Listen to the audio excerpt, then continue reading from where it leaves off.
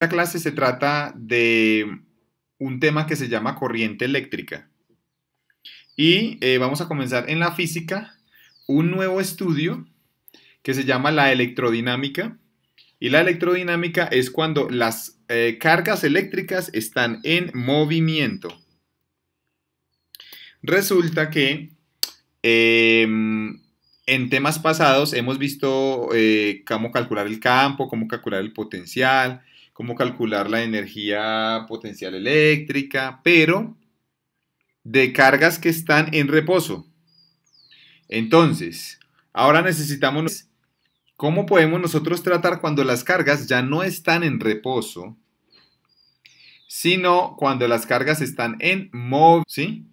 Entonces vamos a estudiar este tema de qué pasa en la física, en los fenómenos, cuando las cargas se están moviendo. Así. Entonces, si las cargas se están moviendo, ya entramos a un nuevo tema en la física que se llama la electrodinámica. ¿Por qué? Porque electrodinámica pues significa cargas eléctricas en movimiento. ¿Sí? Y lo primero que nosotros vamos a tener en cuenta aquí es lo siguiente. Vamos a suponer que nosotros tenemos una serie de cargas aquí. Vamos a suponer que tenemos una serie de cargas. Y esta serie de cargas se están moviendo, ¿sí? Se están moviendo. Y esta serie de cargas, como se están moviendo, pues obviamente pues tienen unas velocidades, ¿no? ¿Sí? Tienen unas velocidades, se están moviendo. Y esas cargas se están moviendo, hagan de cuenta que se están moviendo dentro de un alambre, ¿sí? Hagan de cuenta que yo tengo un alambre de forma cilíndrica y dentro de ese alambre se están moviendo cargas, ¿sí? Ahora, esas cargas pueden ser positivas o negativas, ¿sí? Vamos a generalizar y vamos a decir que son cargas positivas, pero ahorita vamos a ver que realmente estas cargas en los alambres son negativas porque son los electrones, ¿sí? Entonces, lo que nosotros podemos ver cuando vemos un cable funcionando, un cable, y ese cable está conectado, por ejemplo, a un tomacorriente, lo que nosotros vemos es que si está conectado a un tomacorriente, este cable puede prender un bombillo, ¿sí? Si está conectado a un tomacorriente, a una fuente de voltaje.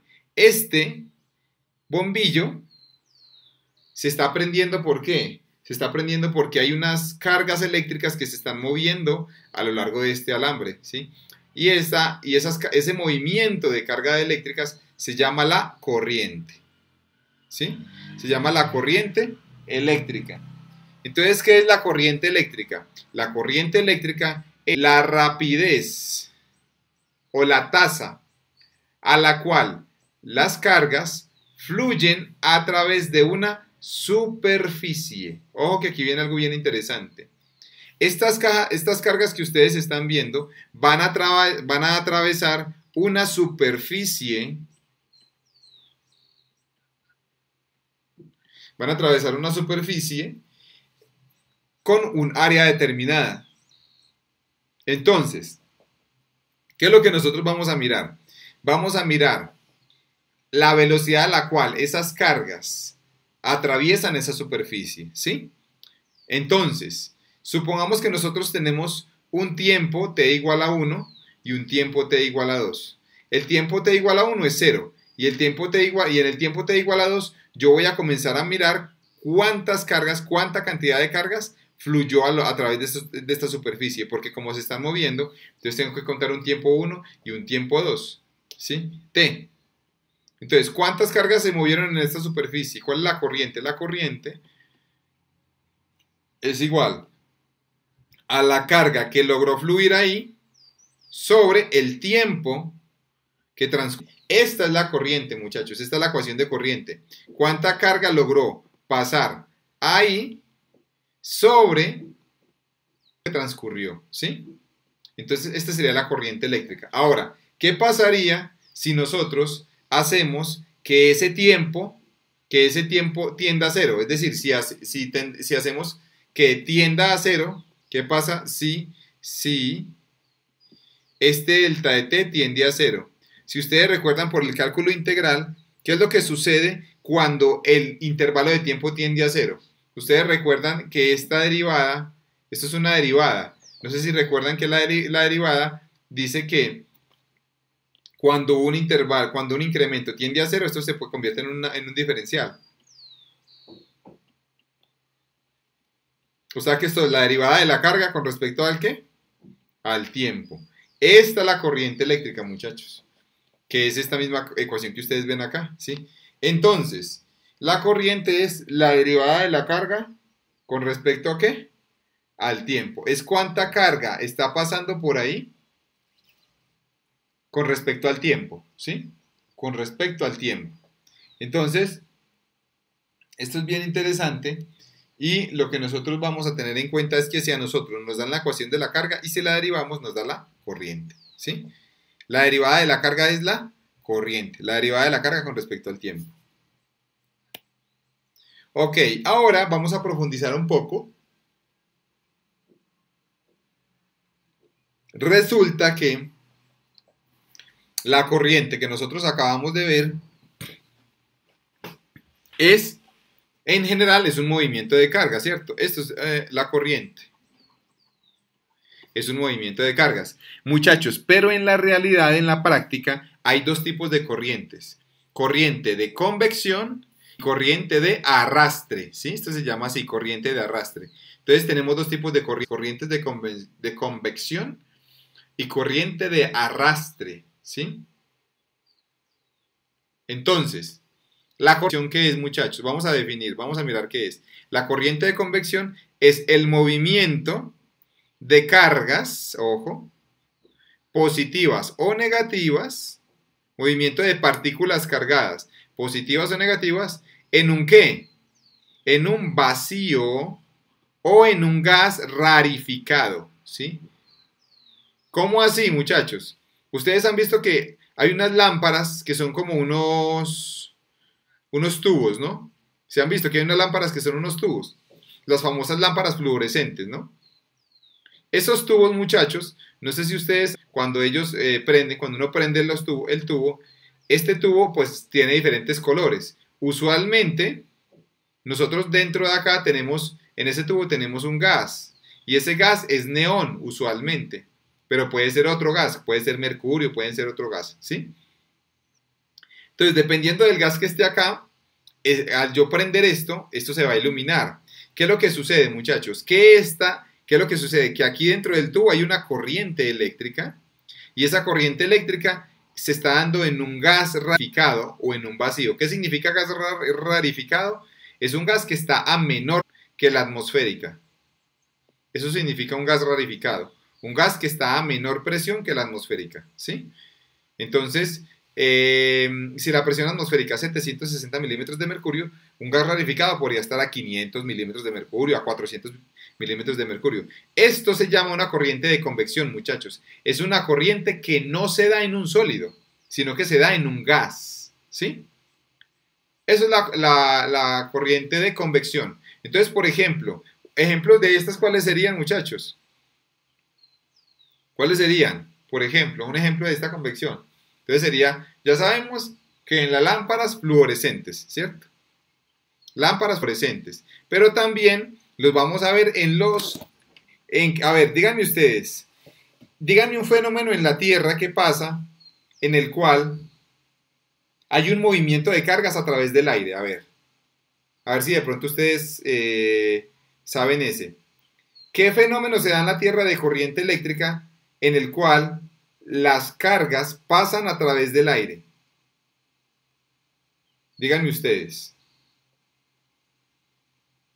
A ver, escríbanme en los comentarios. ¿Qué fenómeno pasa en la Tierra en el cual las cargas eléctricas pasan a través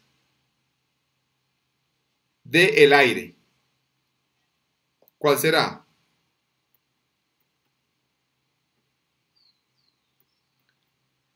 El rayo o los rayos, ¿sí? Los rayos, muchachos, son cargas que se mueven en un gas, que sería el aire, ¿no? Entonces, efectivamente, me estaban poniendo que el rayo, la tormenta eléctrica, efectivamente. Entonces, cuando cae un rayo en la Tierra, muchachos, esa corriente eléctrica se llama corriente eléctrica de convección. ¿Por qué? Porque son cargas que se mueven en un gas, que en este caso sería el aire. Puede ser las lámparas también, que ya les acabé de decir, las lámparas de neón. Pero hay otro tipo de corriente, muchachos, que se llama la corriente de arrastre. O corriente, se llama así, corriente de arrastre o corriente de deriva. Esta corriente, muchachos, es el movimiento de partículas cargadas positivas o negativamente en un sólido. Es decir que cuando las cargas se estén moviendo en un sólido, se llama corriente de ¿qué? De arrastre o corriente de deriva. Un ejemplo, muchachos, en la vida real, en que la corriente se mueve a través de un sólido.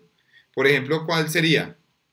Cuando la corriente se mueve en alambre. Si la corriente se mueve en un alambre, muchachos, en cualquier alambre de nuestras casas, cuando la corriente se mueve a través de ese alambre, se está moviendo a través de un sólido.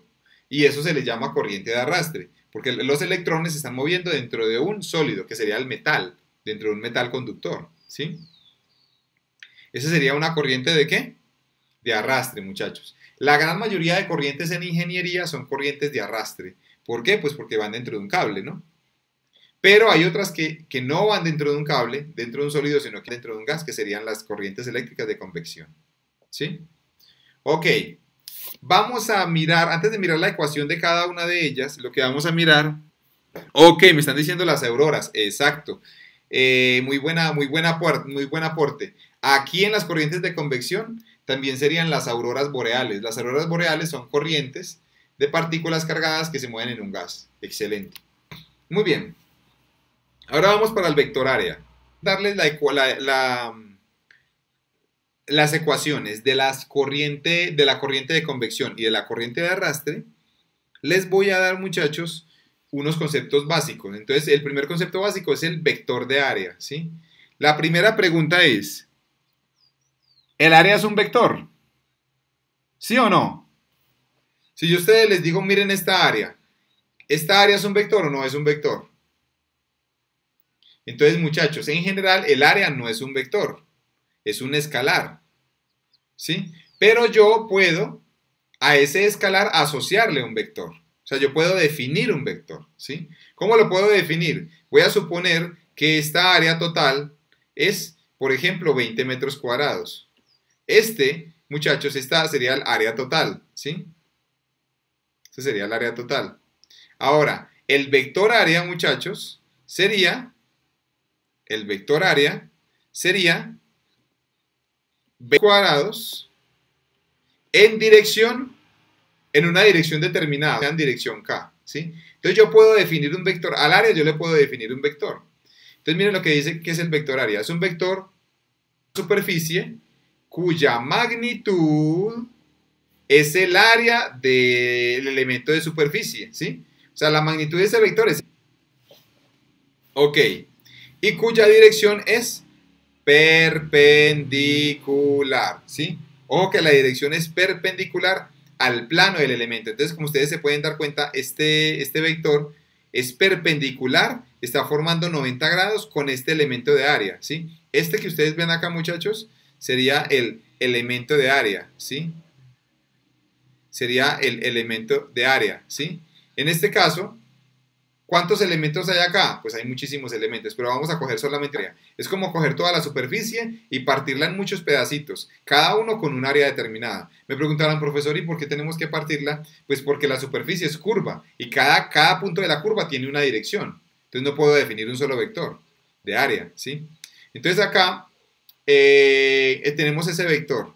Ahora, este vector, entonces, ¿cómo se define? Que ese sería el vector área. El vector área es igual a este pedacito que ustedes ven acá, sería el área, sería esta área que ustedes ven acá, el área multiplicado. Este que ustedes ven acá, ¿qué sería? ¿Un qué? ¿Un vector qué? Unitario, ¿sí? Un vector unitario, ¿sí?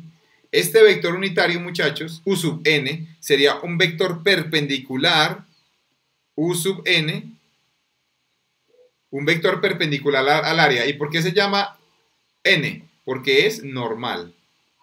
O sea, es un vector perpendicular a la superficie. Entonces, El vector de área es igual a el área multiplicado por un vector unitario que es perpendicular al área, ¿sí? Ese sería el vector área.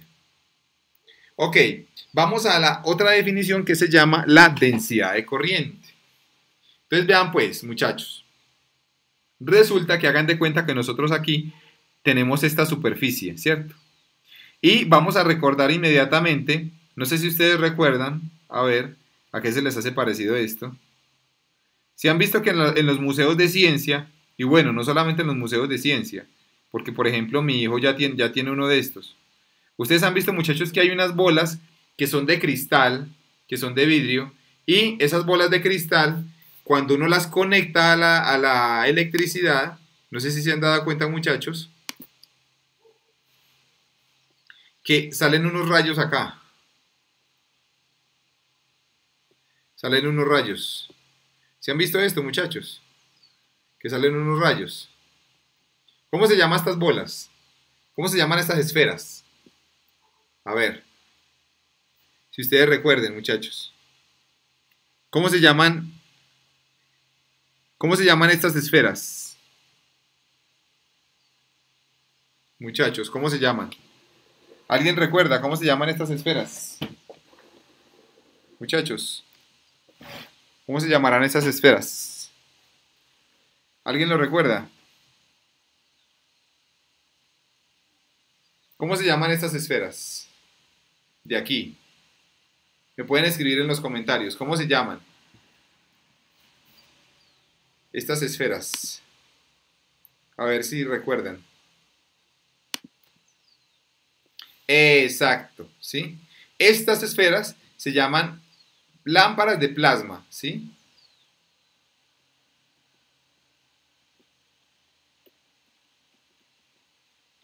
¿Sí? Se llaman lámparas de plasma.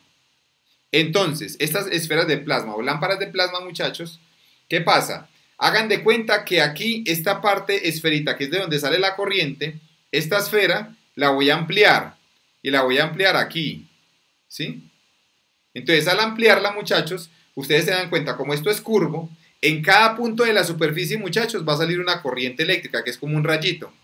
En cada punto de la esfera va a salir como un rayito, ¿cierto? Es decir, una corriente eléctrica. Entonces, lo que yo necesito saber, muchachos, es cuánto es la corriente en cada punto de estos, ¿sí? Entonces, muchachos, vamos a suponer que la corriente que sale total de esta lámpara es I. I sería la corriente total. Entonces, muchachos, ¿cómo yo hallaría entonces la corriente total que pasa, que sale de esta esfera? Pues tendría que sumar todas estas corrientes pequeñitas. Y estas corrientes pequeñitas, para saber cuántos son, pues simplemente lo que yo hago es que cojo esta área y la parto en muchas partes pequeñitas, ¿sí? Voy a dividir esto en muchas partes pequeñitas. Como ustedes lo pueden ver acá, son divisiones, son elementos, ¿sí? Entonces, ¿qué es lo que voy a hacer, muchachos, acá? Voy a hallar algo que se llama la densidad de corriente. ¿La densidad de corriente qué es? Es un vector cuya magnitud es la corriente eléctrica por unidad de área transversal, ¿sí? Es decir, que el vector J, que es la densidad de corriente, es dividir la corriente entre un pedazo de superficie de estos, entre un diferencial de superficies, ¿sí? Entonces, dice, su dirección es la del movimiento de las cargas en este punto. Entonces, vean, muchachos, si yo digo que la densidad de corriente es dividir la corriente entre el área, la corriente que está pasando en ese elemento por el área. Entonces, si yo quiero despejar de aquí la corriente eléctrica, esto sería dI sobre ds, ¿sí? ¿Por qué? Porque aquí hay un diferencial 1 de corriente, un diferencial 2 de corriente, un diferencial 3 de corriente, o sea, hay muchas corrientes. Entonces, ¿cuánto vale J en un punto determinado? Es el diferencial de corriente dividido sobre el área. Si yo quiero despejar de aquí, muchachos, I de I es igual a ¿qué? A J por ds. Y de acá, si usted quiere despejar la I, pues lo que hace es que integra. Entonces, la corriente total, muchachos, sería la integral a lo largo de toda esta superficie de la densidad de corriente multiplicado por el diferencial de área, ¿sí? Entonces, muchachos, acá esta es la corriente total. Entonces, en conclusión, ustedes me preguntarán, profesor, ¿y uno para qué utiliza la densidad de corriente? La densidad de corriente la utiliza porque en cada punto de la superficie hay una corriente diferente. Entonces, para calcular la corriente total, lo que tenemos que hacer es multiplicar esa densidad de corriente, integrarla a lo largo de toda esta área. Entonces, la integral de cada corriente a lo largo de esta esfera de plasma, si yo sumo todas esas corrientes, me da la integral, o sea que me da la corriente total que se está consumiendo en esa esfera de plasma, la corriente que está consumiendo. Ok, ahora vamos para la ecuación de la corriente de convección. Muchachos, entonces, ¿recuerdan que la corriente de convección era la que ocurría en dónde? A ver, la corriente de convección, ¿dónde ocurría? ¿En un gas o en un sólido? Si recuerdan, la corriente de convección es la que ocurría en un gas, ¿sí? En un gas rarificado, como por ejemplo un rayo, como por ejemplo un tubo de neón. Ahí, la corriente que pasa por ahí se llama una corriente de convección, efectivamente. Ahora, la ecuación de la corriente de convección es esta ecuación que ustedes ven aquí abajo, muchachos. Es densidad de corriente es igual a la densidad volumétrica de carga. Si ustedes recuerdan este ρ que era, ρ, ¿se acuerdan que ρ era igual a la densidad? Era la carga por unidad de volumen, ¿se acuerdan? Entonces esto significa ρ sub B. Sub B significa densidad volumétrica de carga, es igual a carga sobre volumen, ¿sí? Entonces es igual a carga, a densidad volumétrica de carga multiplicada por la velocidad, ¿sí? Velocidad. Ahora, ¿de dónde sale esta ecuación, muchachos? Vamos a deducirla. Entonces vamos a deducirla, pues vean, pónganme pues cuidado. J, si ustedes se dan cuenta, yo les dije ahora que J era la corriente dividido entre el ¿qué? Entre el área, ¿sí? Entonces vamos a suponer, muchachos, que aquí hay unas cargas eléctricas que se están moviendo en un gas y esas cargas se están moviendo con una velocidad v, con una velocidad, ¿sí? Y están atravesando esta área que ustedes ven acá. Esta área que ustedes ven aquí, estas partículas la van a atravesar, ¿sí?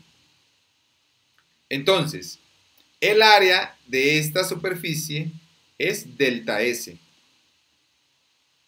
¿sí? Entonces, ¿a qué sería igual a la densidad? La densidad de corriente, ¿a qué sería igual? La densidad de corriente que está dentro de esta lámpara de gas sería igual a la corriente sobre el área, ¿sí? Según la ecuación que acabamos de ver.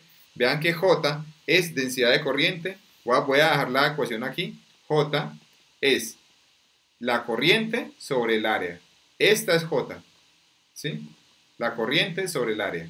Entonces, aquí sería corriente sobre área, ¿cierto? Un incremento de corriente sobre un incremento de área. Listo, pero resulta, muchachos, que la corriente, si ustedes recuerdan la ecuación anterior, la corriente es igual a ¿qué? Uno como podría hallar la corriente. Si nosotros nos devolvemos a esta ecuación, muchachos, la corriente es igual a la carga sobre el tiempo.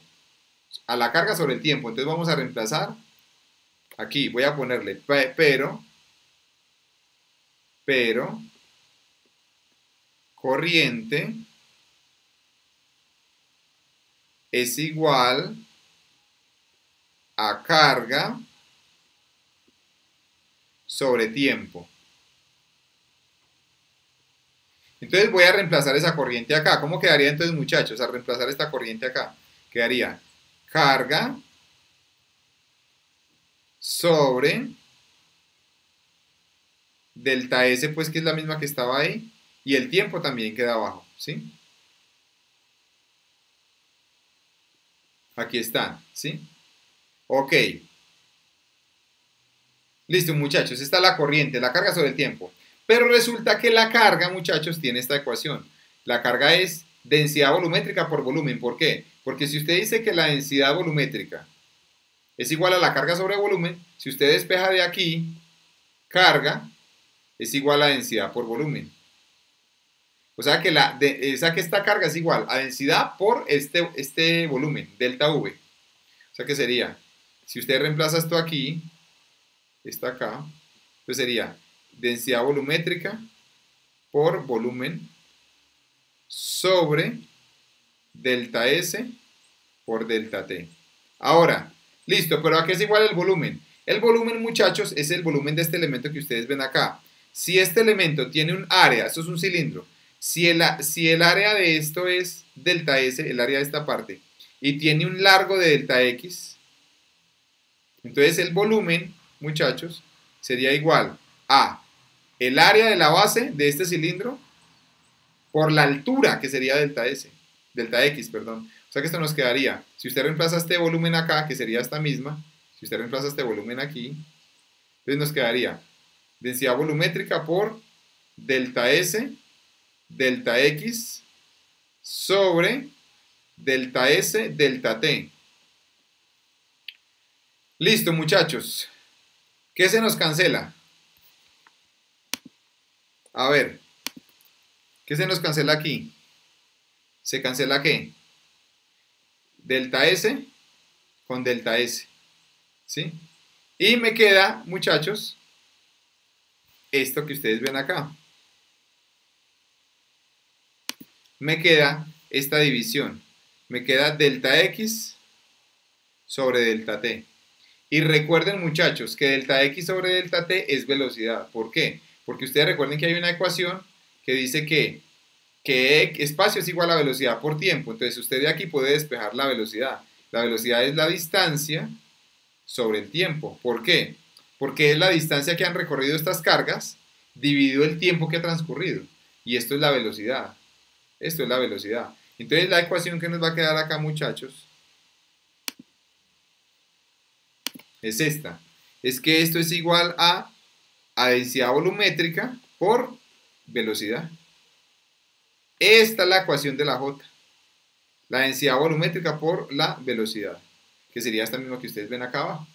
Entonces, en conclusión, muchachos, si a ustedes les llegan a pedir cuál es la corriente eléctrica en un rayo, ¿qué tendríamos que tener? Que tendríamos que tener la densidad de carga volumétrica que hay en el gas del aire ahí, cuántos electrones hay ahí, cuánta carga hay por unidad de volumen, multiplicada por la velocidad de los electrones a la que se están moviendo. Y esto es la densidad de corriente de ese rayo, ¿sí?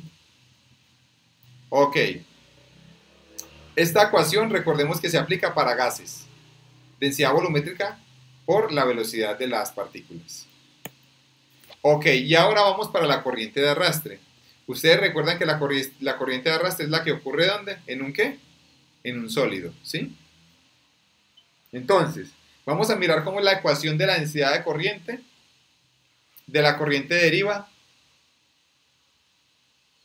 para un sólido, es decir, para uno de los cables que están en nuestra casa, ¿cierto?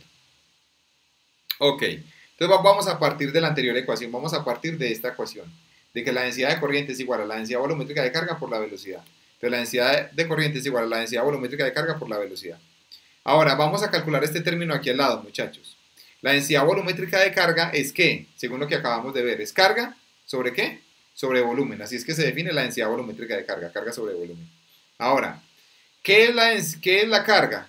La carga, muchachos, es el número de cargas que hay, el número de electrones, multiplicado por la carga de cada electrón. Esta Q sería la carga de cada electrón, ¿sí?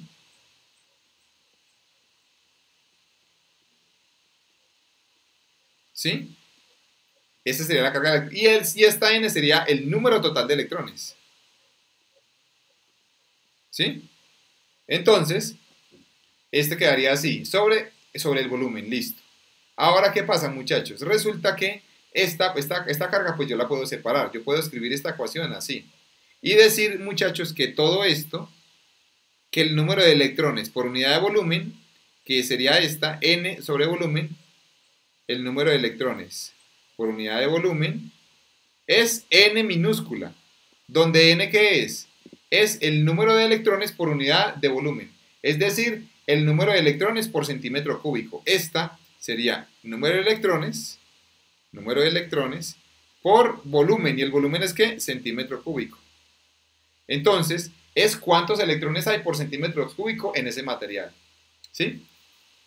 ¿Por qué lo vamos a dejar así? Porque cada material, como la plata, el oro, el aluminio, tiene sus números de electrones por cada centímetro cúbico, ¿sí? Por la carga del electrón. Y esta ecuación la voy a reemplazar aquí, muchachos. Entonces, si la reemplazo acá, me quedaría que J es igual a N por Q por la velocidad. Esta es la ecuación de la velocidad la densidad de corriente en un sólido, ¿sí? La densidad de corriente de arrastre, es decir, la densidad de corriente en un sólido. ¿Es igual a qué? A el número de electrones por cada centímetro cúbico que tiene este sólido, por la carga de cada electrón, por la velocidad a la que se mueve cada electrón, ¿sí? Y esta velocidad se llama v sub d, la vamos a ver ahorita, que se llama velocidad de deriva. Ok, muchachos. Resulta que para la mayoría de materiales conductores, ¿yo qué puedo decir? Puedo decir, muchachos, que la velocidad es igual a más o menos la movilidad, este término que ustedes ven acá es movilidad, la movilidad eléctrica por el campo eléctrico. ¿Qué es lo que quiere decir esto, muchachos, para que me entiendan acá? A ver, voy a hacer un esquema para que me entiendan esto. Hagan de cuenta que yo hago lo siguiente. Voy a mejor hacer un dibujo diferente, a ver.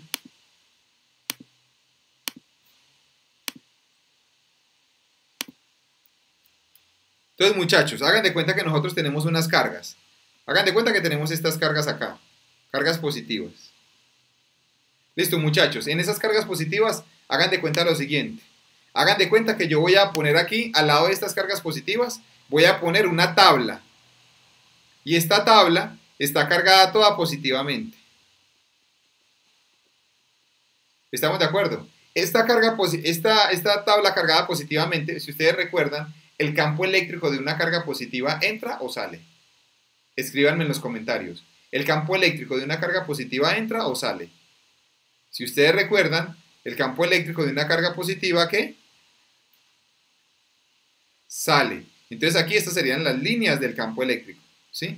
Y estas líneas del campo eléctrico, muchachos, hacen que estas cargas rojas se muevan. Es decir, estas cargas positivas repelen a estas cargas positivas con una fuerza hacia la izquierda. Con una fuerza, ¿sí? ¿Estamos de acuerdo? Y hace que estas cargas rojas se muevan. Entonces, muchachos, ¿qué es lo que quiere decir esto? Que siempre que yo ponga una carga eléctrica en un campo eléctrico positivo, o en un campo eléctrico en general, ese campo eléctrico hace que las cargas se muevan. Siempre un campo eléctrico, cuando lo pongo con unas cargas eléctricas, este campo eléctrico hace que las cargas se muevan. Ahora, la pregunta es, ¿qué tanto se van a mover? ¿Qué tanto se van a mover estas cargas, muchachos? Entonces resulta, muchachos, que dependiendo del material que tengamos, los electrones, que son los que se mueven, se van a mover con más facilidad o con menos facilidad, ¿sí? Dependiendo del material que tengamos.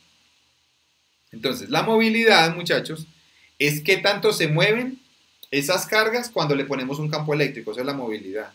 La movilidad es qué tanto se mueven las cargas eléctricas en un sólido cuando sometemos ese sólido a un campo eléctrico. Por eso se llama movilidad. Es qué tan fácil se pueden mover los electrones cuando les ponemos un campo eléctrico en un material determinado, ¿sí? Entonces, esa movilidad depende del material, muchachos. Hay materiales cuya movilidad es más alta y hay otros cuya movilidad es más baja. ¿De qué depende, muchachos, la movilidad? La movilidad depende, entre más conductor sea el material, la movilidad es mayor, entre más conductor sea. Y entre más aislante sea, la movilidad es menor, ¿sí? Es decir, que para un conductor tiene altas movilidades, mientras que para un aislante,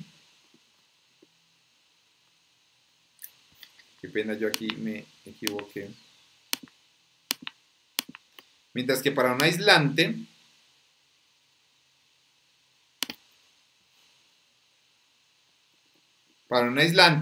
tiene baja movilidad, ¿sí? Entonces, la velocidad de deriva es igual a la movilidad por el campo eléctrico. Si ustedes se dan cuenta, entre más movilidad tenga, más velocidad tiene la partícula. Entre más movilidad, más velocidad tiene, ¿sí?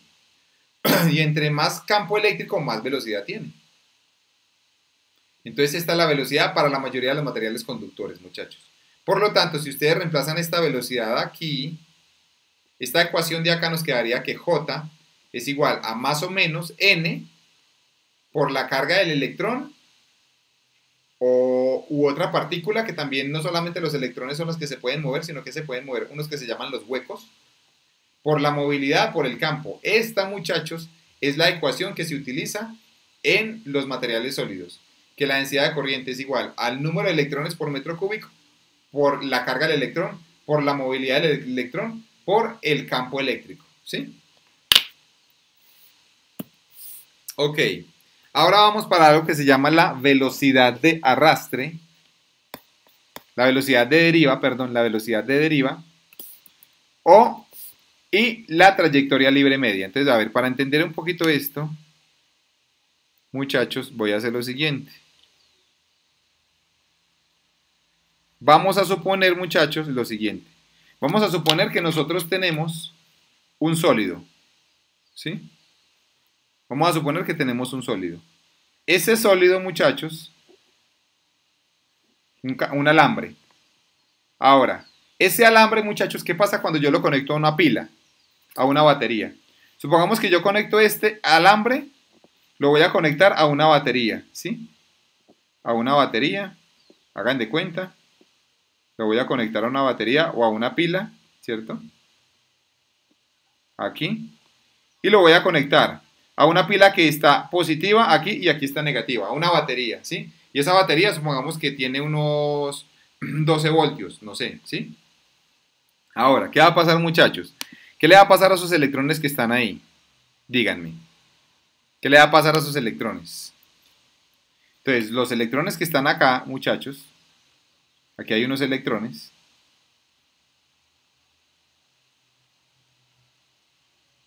Si usted, muchachos, conectan estos electrones a la parte negativa de la batería, ¿qué va a pasar? Que esta parte se vuelve negativa. Esta parte del alambre se vuelve negativa porque está conectada a la parte negativa. Y esta parte se vuelve positiva porque está conectada a la parte positiva. Entonces, ¿qué es lo que va a suceder, muchachos? Que esta parte negativa repele a estos electrones. O lo que es lo mismo, la parte positiva atrae a los electrones. Entonces los electrones, ¿qué es lo que van a hacer, muchachos? Se van a mover. Se van a mover hacia acá. Pero pregunta para todos, muchachos. ¿Los electrones se pueden mover libremente? ¿O en el camino se pueden estrellar con otras cosas? ¿Qué me dicen ustedes? A ver, pónganme ahí. Pónganme ahí en los comentarios. ¿Estos electrones se pueden mover libremente?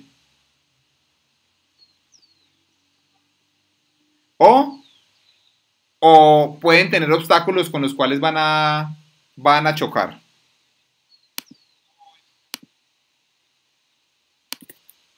¿Qué me dicen, muchachos?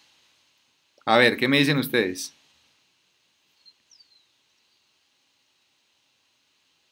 Si ustedes recuerdan, muchachos, si ustedes recuerdan, los átomos no solamente están compuestos por electrones, porque esto es un cable, ¿no? Sino que los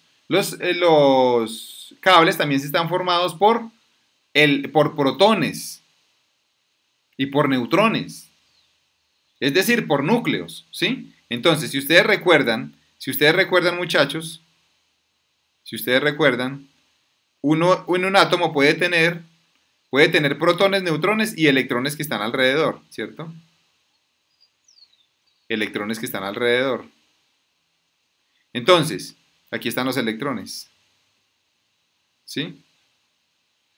Aquí están los electrones y aquí están todos los protones y los neutrones, ¿sí? Entonces, ¿qué pasa, muchachos? Vean pues. Resulta que, muchachos, este es un átomo, esto es un metal. Hagan de cuenta que esto es un metal y este metal, hagan de cuenta, por ejemplo, que es plata. Hagan de cuenta que esto es plata, ¿sí? La plata, como cualquier metal, muchachos, cuando ustedes ven en la tabla periódica, tiene un estado de oxidación. ¿Alguien recuerda cuál es el estado de oxidación de la plata? Si me puede poner en los comentarios. ¿Cuál es el estado de oxidación de la plata? ¿El estado de oxidación de la plata es cuánto?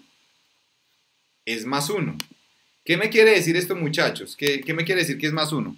Que la plata, este electrón que está acá, esta estado de oxidación +1, significa que este electrón de acá se pierde. Es un electrón libre. Entonces, muchachos, miren pues, que aquí es donde viene lo interesante. Entonces, toda esta parte de acá, voy a hacerlo con otro color. Voy a hacerlo con otro color. Toda esta parte que quedó, muchachos, toda esta parte que quedó del átomo, esta parte que quedó del átomo, esta parte que quedó del átomo, esta parte que quedó del átomo, díganme ustedes, muchachos, de qué signo quedó. Esta parte del átomo, esta parte que quedó violeta, esta parte de qué signo quedó. Toda esa parte de qué quedó, muchachos. Esa parte quedó de qué signo. Si perdió un electrón, es decir, perdió una carga negativa. Todo esto quedó cargado ¿qué? Positivamente, muchachos. Toda esta parte que ustedes ven acá, que ahí están incluidos los protones, los neutrones y los otros electrones quedaron cargados en total positivamente. Y el electrón que se fue quedó cargado negativo.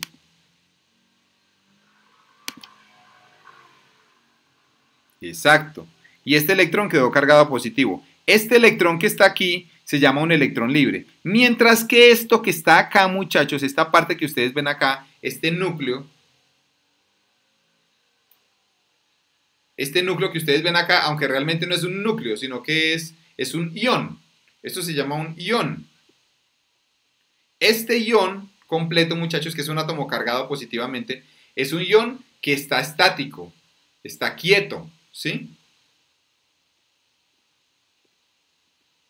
En otras palabras, muchachos, cuando usted coge un pedazo de metal, ese pedazo de metal está formado por iones estáticos, que es el material, más unos electrones libres que se están moviendo, aunque uno no los ve. Pero realmente, muchachos, cuando usted coge en su mano un pedazo de metal, usted está cogiendo iones estáticos que están pegados entre sí y electrones libres que se están moviendo ahí, Entonces, realmente, eso es lo que usted coge cuando usted coge un pedazo de metal con la mano. Entonces, estos electrones libres, ¿contra quién van a chocar? A ver, ¿quiénes van a estar acá, muchachos? ¿Quiénes van a estar acá? Díganme, ¿contra quién puede tocar? ¿Contra quién puede chocar? Estos electrones, ¿pueden chocar contra quién? ¿Pueden chocar con quiénes? Con los iones que están ahí. ¿Sí? Con estos iones estáticos. Entonces, ¿qué es lo que va a pasar, muchachos? Como aquí hay muchos iones, lo que va a pasar es lo siguiente. Voy a cambiarle aquí el color. Lo que va a pasar, muchachos, es que este electrón va a venir acá,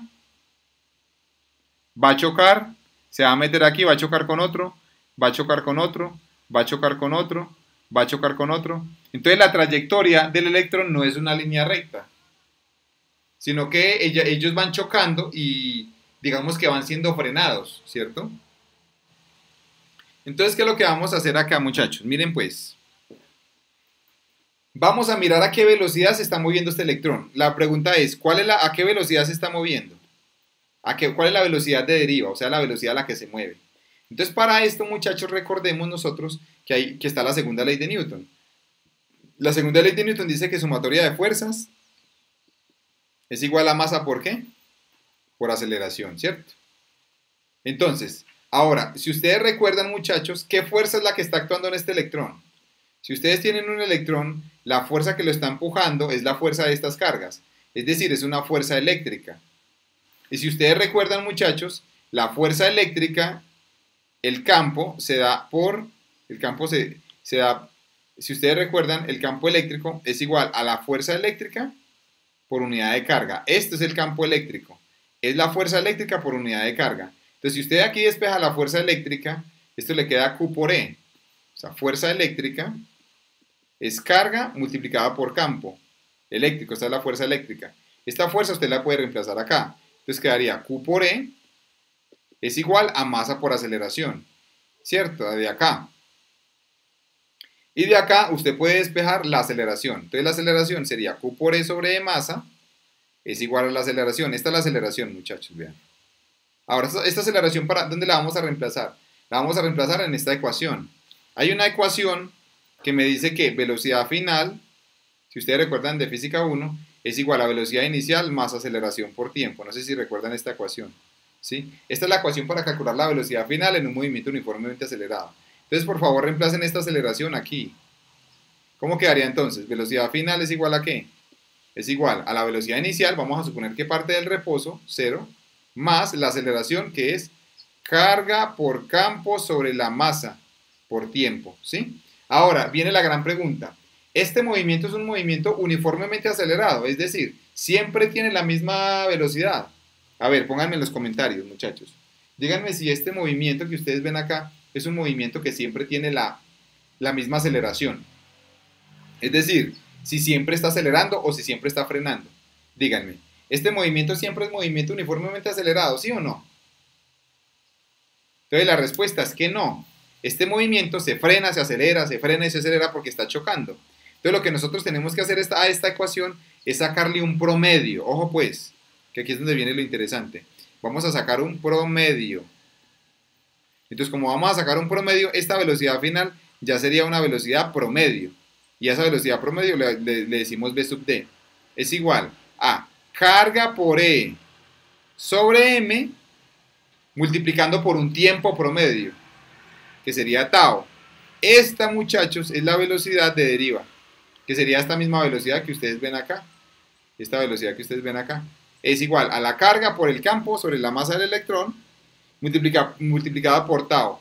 Y este tau, muchachos, es el tiempo que se demora la partícula entre choque y choque. Y se llama tiempo libre, tiempo de relajación, o sea, tiempo libre es el tiempo en el cual transcurre un choque y otro choque, ¿sí? Es el tiempo libre de relajación o tiempo de relajación. Es un tiempo que hay entre choque y choque.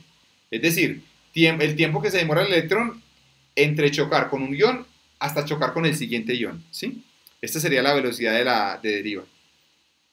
Entonces, ¿de qué depende? De la carga del electrón, del campo eléctrico que le pongamos, de la masa del electrón y del tiempo que se demora entre choque y choque.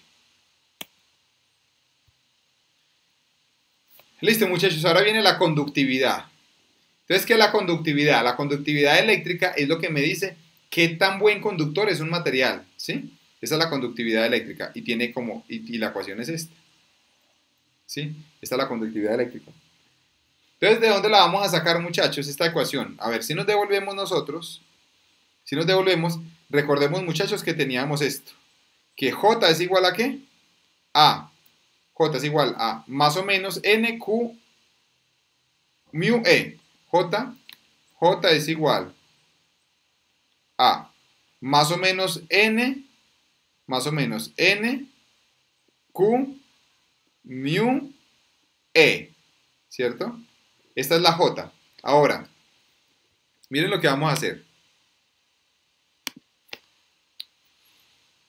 Resulta, muchachos, que según lo que acabamos nosotros de ver, según lo que nosotros acabamos de ver acá,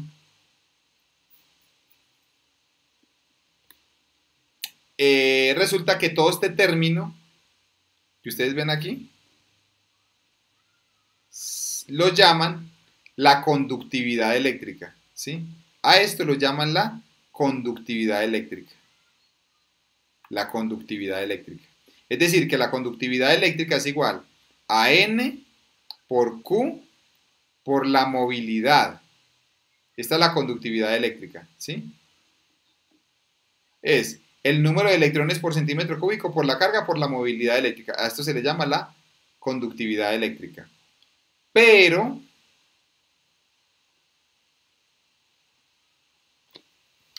muchachos, recuerden lo siguiente.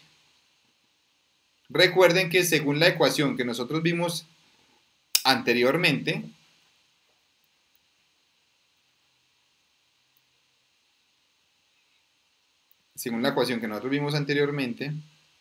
vamos a mirar, también la velocidad es igual a más o menos mu por e.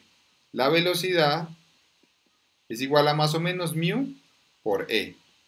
¿Sí? Esta es la velocidad. Y según la ecuación que acabamos de deducir, la velocidad también es q por e sobre m por t. La velocidad es q por e sobre m por t. ¿Sí? Entonces, esta es la ecuación 1 y esta es la ecuación 2. Ahora vamos a hacer una cosa, muchachos. Igualemos la ecuación 1 con la ecuación 2. A ver qué nos va a quedar. Nos va a quedar q por e sobre m es igual a más o menos mu por e, ¿cierto? Pero este más o menos pues no se pone porque vamos a ponerle la magnitud, ¿sí? Entonces, si ustedes se dan cuenta de aquí, muchachos, aquí podemos cancelar. ¿Qué se puede cancelar? Pues se va a cancelar ¿quién? Se va a cancelar este campo con este campo. Y me queda que la movilidad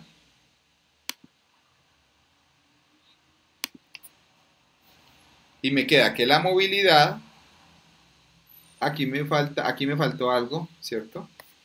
Déjenme aquí. Es q por e sobre m por tau es igual a mu por e, listo. Entonces de aquí me queda que ¿qué? Que la movilidad es igual a q por tau sobre me. Esta es la movilidad eléctrica, muchachos.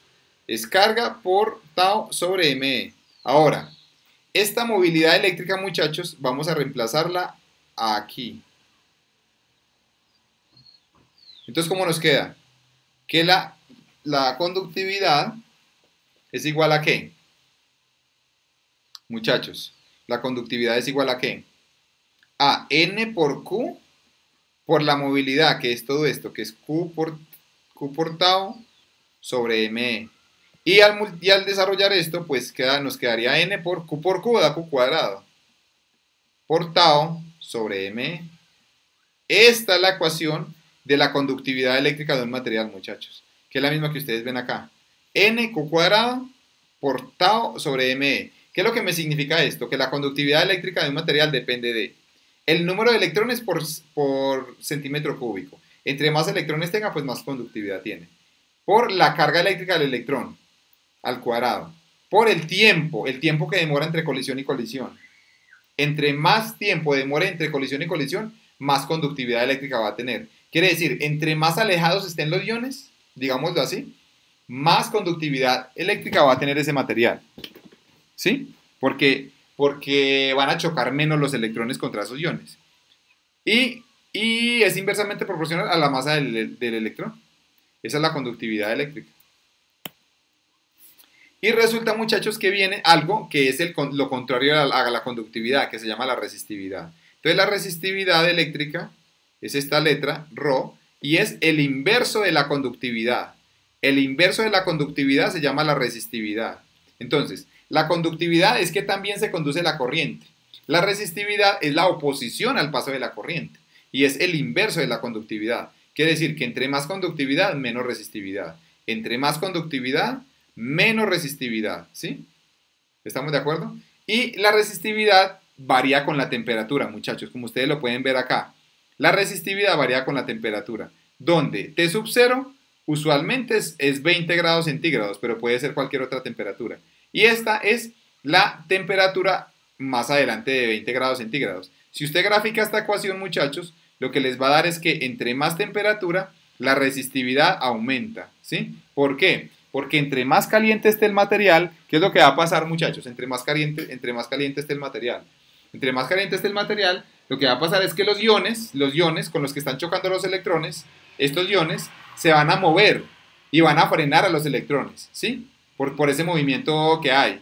Entonces, por eso, entre más temperatura, más resistividad. ¿Por qué? Porque están oscilando más los iones y esa oscilación frena y hace que los electrones choquen más contra ellos, ¿sí? Esta es la ecuación de la resistividad y esta ecuación la vamos a utilizar. Entonces, ¿esta resistividad qué es? Esta resistividad ρ sub 0 es la resistividad que tiene el material a 20 grados centígrados, ¿sí? Esta es la resistividad a una temperatura diferente de 20 grados centígrados, ¿sí? Y esta es a 20 grados centígrados. Este alfa, muchachos, se llama coeficiente de temperatura.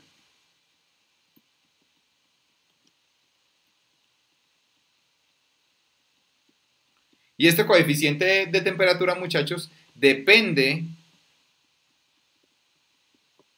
del material.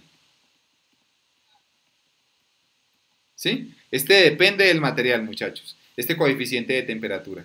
Entonces, cada material tiene su coeficiente de temperatura. Vamos a mirar. Aquí vemos la tabla de los coeficientes de temperatura de cada material. ¿Sí? Entonces, entonces aquí tenemos el material, tenemos la resistividad, o sea, este símbolo, ρ, de la letra griega que se llama ρ, resistividad, y tenemos un coeficiente de temperatura que es alfa, se llama el coeficiente de temperatura.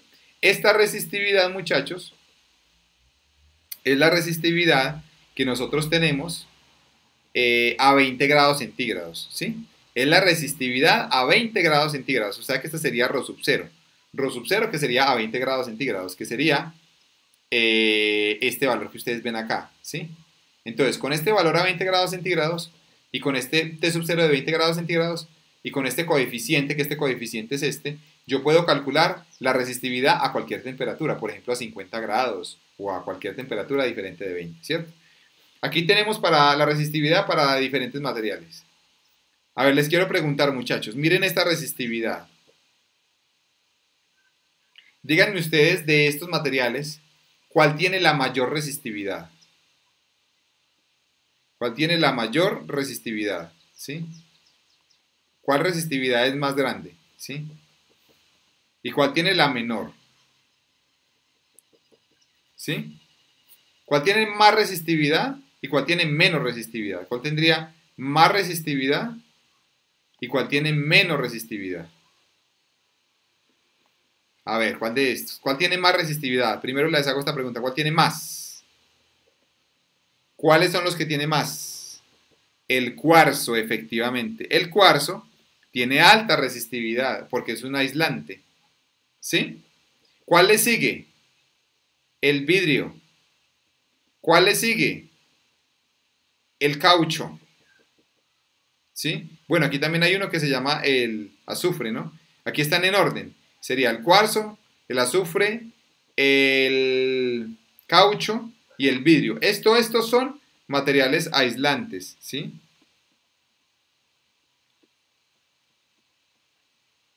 ¿Sí? ¿Y qué pasa, muchachos? Que aquí siguen otros, que se llama el silicio y el germanio. El silicio y el germanio se llaman ¿cómo? Se llaman semiconductores. ¿Sí? Semiconductores. Y ahora finalmente, estos que ustedes ven acá, muchachos, todos estos que ustedes ven acá, se llaman los ¿qué? Los conductores.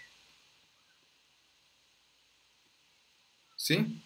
Los conductores. Ahora, de los conductores, muchachos, díganme cuál tiene menos resistividad de todos. A ver, díganme ustedes de los que están en esta tabla, ¿cuál tiene menos resistividad de todos? ¿Cuáles? Tienen menos resistividad de todos. ¿Cuáles? ¿Cuáles tendrán menos resistividad? Menos. Si ustedes me ponen ahí en los comentarios, el que tiene menos de todos es la plata. La plata es el material más conductor que hay, es el mejor conductor. Y ustedes se preguntarán, bueno, una pregunta para todos. ¿Por qué no hacen entonces los cables de electricidad de plata si es el que mejor conduce la corriente? ¿Por qué no hacen los cables de electricidad de plata? Si es el que tiene menos resistividad, es el mejor conductor, el que tiene menos resistividad, es decir, el que tiene más conductividad. Me pueden poner en los comentarios, por qué no creen que los hacen los alambres de plata, sino que los hacen es de cobre, sabiendo que el cobre tiene esta resistividad, tiene más resistividad? La respuesta es por el costo, exacto, efectivamente, el cobre es mucho más barato que la plata, pero si tuvieran el mismo precio, fuera mejor hacerlos de plata, porque la plata es mejor conductor. Después, ¿quién le sigue? El oro, el aluminio, el tungsteno, el hierro, el platino, el plomo el nicromo y el carbón, ¿sí? Ahí están en orden. Y cada uno tiene su coeficiente de temperatura. Aquí yo quiero que ustedes vean algo, muchachos. Y es, miren lo siguiente, muchachos. Resulta que aquí pasa algo bien interesante. Y es que estos coeficientes de temperatura son negativos. La pregunta es, ¿estos coeficientes de temperatura por qué son negativos? ¿Por qué serán negativos los coeficientes de temperatura? Quiere decir que si nosotros aumentamos la temperatura del silicio, del germanio, del carbono, si la aumentamos, la resistividad no aumenta, sino que disminuye. ¿Sí? Disminuye. Es decir, que entre más caliente esté el material, mejor va a conducir. Entre más caliente esté. Entonces les voy a dejar esto para que pregunten, para que consulten. ¿Por qué los coeficientes de temperatura, de resistividad para los semiconductores son negativos? ¿Y por qué la resistividad baja cuando aumenta la temperatura? Es decir, ¿por qué cuando aumenta la temperatura los semiconductores se vuelven mejores conductores? ¿Por qué? Esa es la pregunta que va a quedar ahí para que la puedan consultar. Listo, muchachos, sigue la ley de Ohm. Entonces aquí hay algo muy interesante que vamos a utilizar a lo largo de estas clases que se llama la ley de Ohm. La ley de Ohm, muchachos, nos dice lo siguiente. Nos dicen que cuando usted tiene un material y este material que tiene una resistencia en específico. Digamos que este material tiene una longitud L. Y a este material lo voy a someter a un voltaje. Le voy a poner una pila. ¿Sí? Le voy a poner una pila. Entonces aquí lo voy a conectar con una pila. ¿Sí? Lo voy a conectar a una pila aquí. A una pila que está el extremo negativo y aquí con el extremo positivo. ¿Sí? Es decir, lo voy a conectar a un voltaje. A un voltaje. Y a este voltaje, bueno, usualmente le ponemos como diferencia de potencial, que es un voltaje. La pregunta es, ¿cuál es la corriente que va a pasar por ahí? ¿Cuánto es la corriente que va a pasar por acá? Esa es la gran pregunta. ¿Cuál es la corriente? Si yo pongo este alambre a un voltaje, a una pila, por ejemplo, de 1.5 voltios, ¿cuál es la corriente que va a pasar por este alambre? Esa es la gran pregunta que nos tenemos que hacer. Entonces, para resolver esta pregunta, muchachos, vamos a mirar. Vamos a devolvernos un poquitico.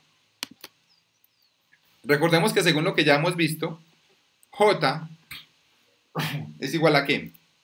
J, que es la densidad de corriente. Cuando estamos en un sólido. Un sólido, ¿sí? Si estamos en un sólido, muchachos, bueno, por ahí sí, efectivamente el voltaje sobre resistencia, pero vamos a mirar cómo. Entonces, J es igual a ¿qué? J es igual a, según lo que acabamos de ver, J, vamos a mirar.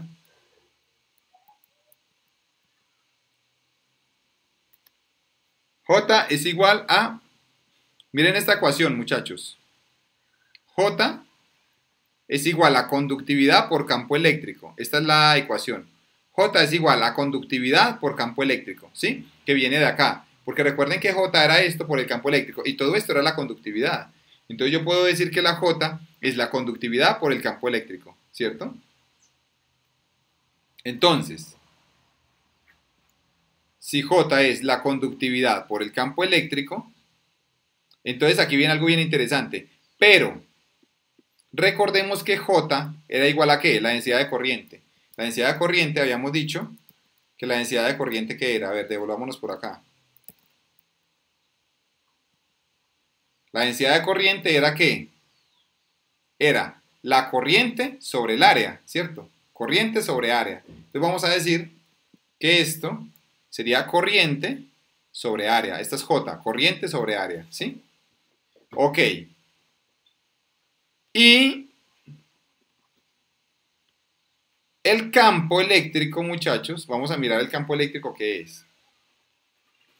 Resulta, muchachos, que hay una ecuación que nosotros vimos por allá atrás, no sé si ustedes la recuerdan, y es que el campo era igual a menos el gradiente, no sé si recuerdan esto, el gradiente del potencial. Quiere decir que el campo es igual a menos la derivada parcial del campo con respecto a la distancia, ¿sí? Esto ustedes lo pueden pasar, muchachos, a términos algebraicos y podemos decir esto, que el campo es igual a el, la derivada del voltaje, que puede ser una diferencia de potencial sobre la distancia. Esta de x sería como sobre distancia. Vamos a poner aquí delta x. Entonces, vamos a hacer una cosa, muchachos. Vamos a reemplazar esta j aquí y este campo aquí. Entonces, ¿cómo nos quedaría? Corriente sobre área es igual a la conductividad, pero recuerden que la conductividad es el inverso de la resistividad, según lo que acabamos de ver. Entonces esto sería 1 sobre resistividad por el campo eléctrico, que el campo eléctrico sería el voltaje sobre el delta X, y el delta X pues es la distancia que viajo, que sería la longitud. ¿Sí? Entonces, muchachos, de aquí vamos a despejar el campo, vamos a despejar la diferencia de potencial, o sea, el voltaje. Si ustedes despejan el voltaje, les quedaría ρ por L sobre A por I es igual al voltaje, ¿cierto? Porque estos dos pasan a multiplicar. Esta ecuación, miren esta ecuación de acá, muchachos. En esta ecuación resulta que esto, muchachos, que ustedes ven acá, esto, lo llaman resistencia. Sí, ya lo vamos a ver más adelante. Resistencia es ρ, resistencia por L sobre A. Esta es la resistencia, ¿sí? Entonces, si esto es resistencia, entonces ¿cómo quedaría esto acá? ¿Cómo quedaría esta ecuación? Esta ecuación nos quedaría así. Nos quedaría que el voltaje es igual a la resistencia por la corriente. Y esta es la ley de Ohm, muchachos. La ley de Ohm dice lo siguiente, dice que voltaje es igual a corriente por resistencia, que es esta misma que ustedes ven acá. Esta se llama la ley de Ohm, muchachos. Y esta ley de Ohm que ustedes ven acá se llama la ley de Ohm macroscópica. Ley de Ohm macroscópica. ¿Por qué macroscópica? Porque es la que usted puede ver con un multímetro. Y la ley de Ohm microscópica sería esta que ustedes ven acá. La ley de Ohm microscópica, la microscópica sería esta, sería en vez de voltaje, vamos a poner campo eléctrico, es igual, en vez de poner I, sería J, y en vez de poner resistencia, sería resistividad. Y esta de acá, muchachos, esta de que ustedes ven aquí abajo, esta sería J, ¿no? Esta se llama la ley de Ohm microscópica. La ley de Ohm macroscópica es voltaje es igual a corriente por resistencia eléctrica. Y la ley de Ohm microscópica sería campo eléctrico es igual a densidad de corriente por resistividad. Ahí tienen las dos. Entonces ya la pregunta que yo les dije a ustedes de qué pasa si yo conecto una pila a un cable, ¿cuál es la corriente? Pues es muy fácil la respuesta. La corriente sería igual a ¿qué? Al voltaje sobre la resistencia de ese cable. Si ustedes despejan de aquí la corriente. Y esa es la ley de Ohm. Listo, entonces la resistencia eléctrica, muchachos, como ustedes acaban de ver, la resistencia es ρ por L sobre A. Vean, esta ρ por L sobre A, esta se llama la resistencia eléctrica, ¿sí? Se llama R, resistencia eléctrica. Es muy importante que diferencien esta resistencia a que diferencien con esta. Esta ρ se llama resistividad. Es diferente a la resistencia. La resistividad es ρ y la resistividad es ρ, y esta ρ, muchachos, se da en ohmio por metro. ¿Sí? Esa es la resistividad. Depende del material. En cambio, la resistencia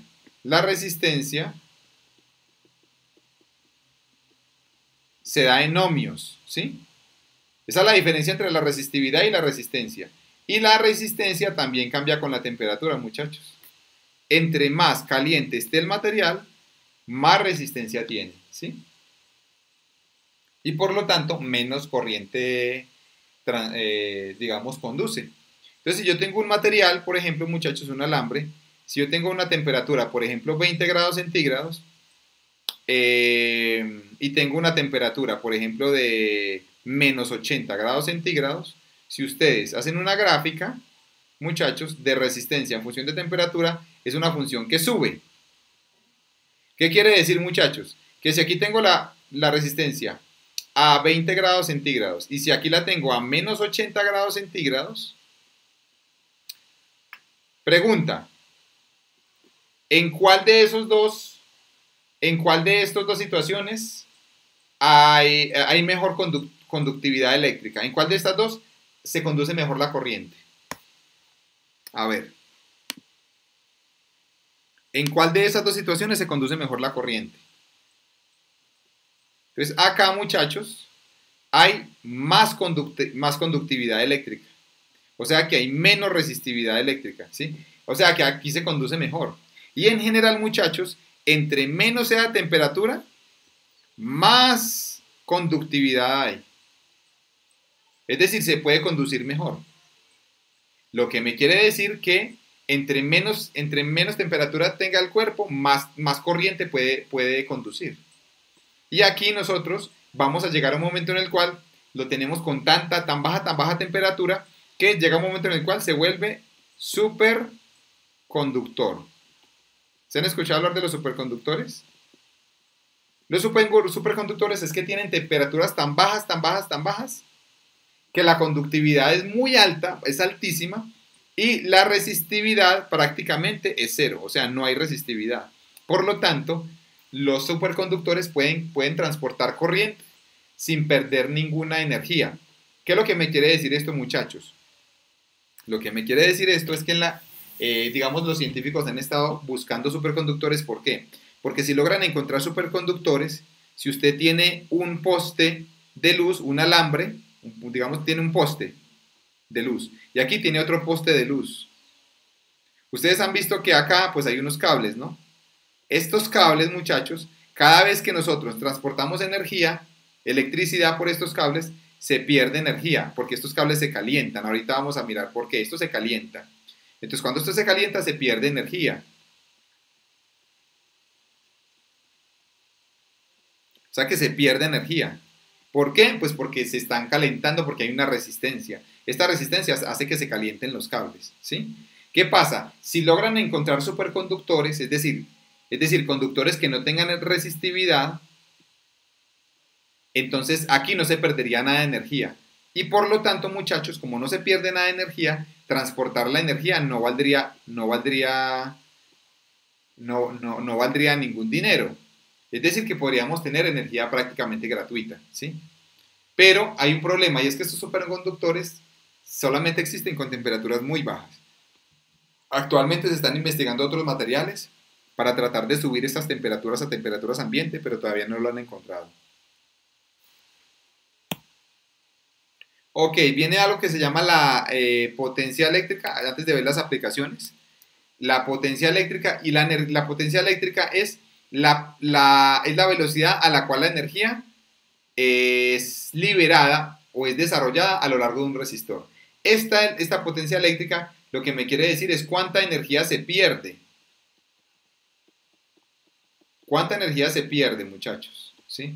¿Por qué se pierde? Pues porque los electrones están chocando contra los átomos y están perdiendo energía por fricción, ¿sí? Entonces, para esto, muchachos, lo que tenemos nosotros que saber es que ustedes recuerdan, muchachos, que el potencial era la energía por unidad de carga. ¿Sí se acuerdan que el potencial era energía por unidad de carga? Si ustedes despejan de aquí la energía, me queda carga por potencial, ¿sí? Esta energía, si usted la reemplaza aquí en esta derivada, porque la potencia eléctrica es la energía, es la derivada de la energía por unidad de tiempo. Entonces, si ustedes reemplazan esto acá, les queda así, carga por potencial, y este potencial sale de la derivada, y me queda así, muchachos. Y esto, si ustedes recuerdan, la derivada de la carga, ¿qué era? ¿Se acuerdan que la corriente era la derivada de la carga? Entonces, me queda esta ecuación, que esta me queda la corriente y me queda corriente por voltaje. En resumen, la potencia eléctrica es multiplicar la corriente por el voltaje. Y la potencia eléctrica, muchachos, se da en watts. Y los watts es cuánta potencia está consumiendo un electrodoméstico. ¿Cómo se calcula esta potencia? Multiplicando la corriente por el voltaje, ¿sí? Ok. Listo, muchachos. Vamos a ver las aplicaciones rápidamente y vamos a resolver un ejemplo.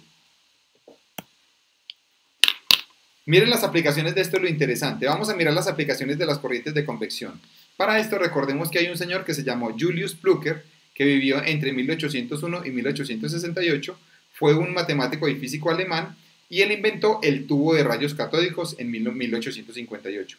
¿En qué consistía esto, muchachos? Cogió un tubo de vidrio, le sacó el aire, le sacó casi todo el aire, es decir, lo puso en vacío, casi en vacío, y a esto le conectó una batería, una pila. Y al darse cuenta de esto, muchachos, él acercó un imán y se dio cuenta de que al acercar ese imán se curvaban los electrones, salía un rayo, esto alumbraba, ¿sí? Este tubo se llama tubo de rayos catódicos. ¿Y en qué consiste? En un gas que está dentro de un tubo de vidrio, le ponemos una diferencia potencial y el gas comienza a alumbrar. Y eso lo inventaron en 1858. Después vino otro señor que se llamó Geissler, Heinrich Geissler, que inventó algo que se llama el tubo de Geissler, que son estos tubos que ustedes ven acá. Este señor fue un fabricante de artefactos de vidrio, alemán y físico, y en 1852 fundó su propia empresa, en la cual vendía instrumentos científicos de vidrio a laboratorios, ¿sí? Él experimentó en muchos tubos de vacío, como los anteriores que había hecho él, pero ya les dio formas, ¿sí? Y en 1864 hizo una conferencia y demostró que podían tener diferentes formas, y como ustedes pueden ver aquí en esta diapositiva, si ven que aquí hay unas formas verdes. Estas formas verdes quiere decir que estos tubos se pueden utilizar para decoración. Y él con su empresa pues comenzó a vender muchos de estos tubos en Europa, hace más de 150 años. Y aquí están, muchachos, estos son los tubos que él diseñó, son tubos que él los diseñaba y después cuando les ponía la diferencia de potencial, como en estos extremos que ustedes ven acá, cuando les ponía un voltaje, aquí está, ustedes pueden ver, muchachos, que ya podía crear luces de diferentes colores. ¿Cómo cambiaba los colores? Cambiándole el gas que estaba dentro. Aquí fue cuando comenzaron a surgir las famosas lámparas que vemos nosotros en las calles, de las ciudades que tienen los avisos, surgieron hace más o menos unos 150, 160 años, ¿sí? Surgieron con estos inventos. Todos estos son corrientes de convección, ¿sí? Porque son corrientes que son a través de un gas. Después vino otro señor que se llamó William Crookes. Este William Crookes inventó algo que se llama el tubo de Crookes. Este fue un físico y químico británico, ¿sí? Él en 1879 hizo una conferencia que se llamaba sobre la materia radiante y demostró 19 diferentes tipos de tubos, este señor. Y fue el primero en discutir sobre el cuarto estado de la materia, que se llama el plasma, ¿sí? ¿Qué fue lo que hizo, muchachos? Le puso una lámpara, puso una batería, puso un cátodo y un ánodo acá y lo que hizo fue comenzar a disparar partículas y que incidieran en una pantalla. Y en esta pantalla podía hacer diferentes figuras. Y eso fue el tubo que se inventó él. Aquí podemos ver este tubo de Crookes. En 1881 comenzaron a poner diferentes materiales. Aquí en esta pantalla comenzaron a poner diferentes materiales que fueran fosforescentes. Entonces aquí están. Si querían obtener un color, ponían un material diferente. Entonces, por ejemplo, si queríamos obtener el color rojo, ponían un material que se llamaba la calcita. Si queríamos obtener un material amarillo, poníamos uno que se llamaba apatita.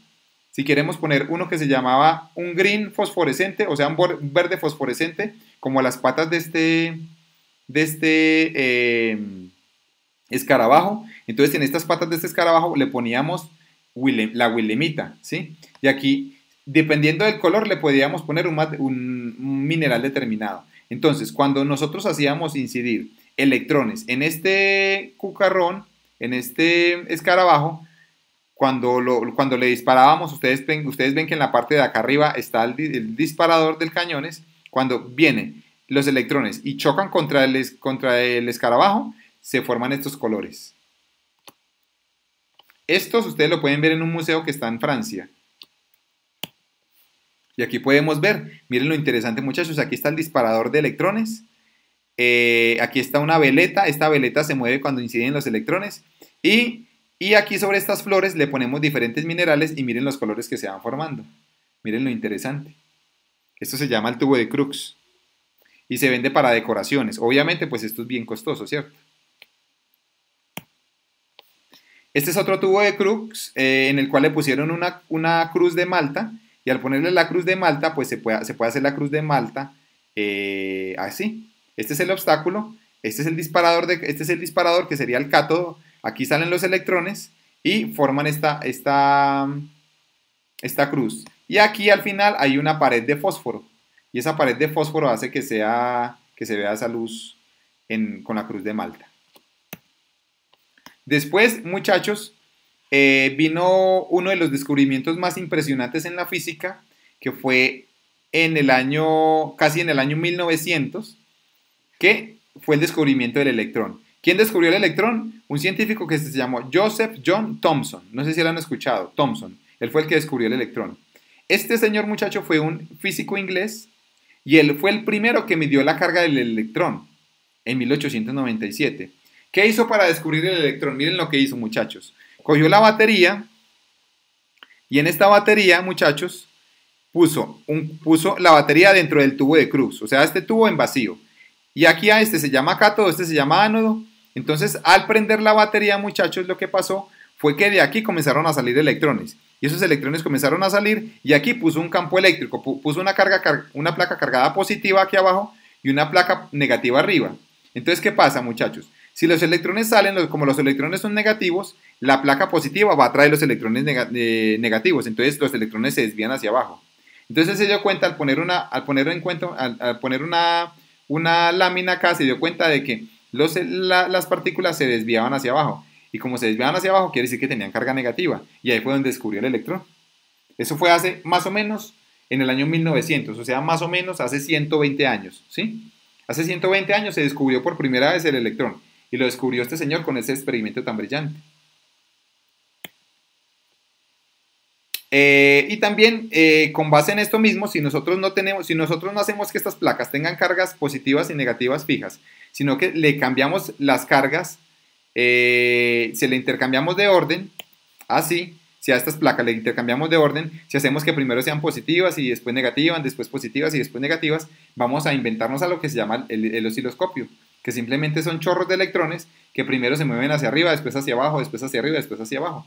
Pero todo esto que es, muchachos, es un tubo que se le saca el aire y al sacarle el aire pues se queda un tubo vacío y es un tubo de Crookes al cual se le disparan electrones y esos electrones pasan por una placa y eso se llama un osciloscopio. Muy utilizado para medir las señales que hay en los cables y las señales de televisión y de radio, etc.